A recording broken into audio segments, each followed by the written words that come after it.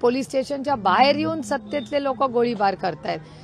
पुण्यामध्ये आपल्या ज्याला शिक्षणाचं माहेर घर म्हणतात अशा तुमच्या आणि माझ्या पुण्यामध्ये कोयता गँग बेफानपणे फिरतीये.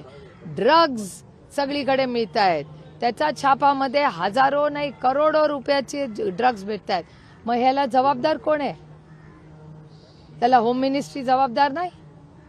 मग होम मिनिस्टरनी स्वतःचं काम जर चांगलं केलं असतं तर आम्हाला कुणालाही बोलायची वेळच आली नसती. मी सुप्रिया त्यांना एवढंच विचारू इच्छितो की मावळचा गोळीबार झाला होता तेव्हा सरकार काय होतं, किंवा ज्यावेळी दुर्दैवाने राज्यातल्या 113 गोवारींचा पोलीस लाठीचार्जमध्ये दुर्दैवी मृत्यू झाला होता तेव्हाचं सरकार काय होतं.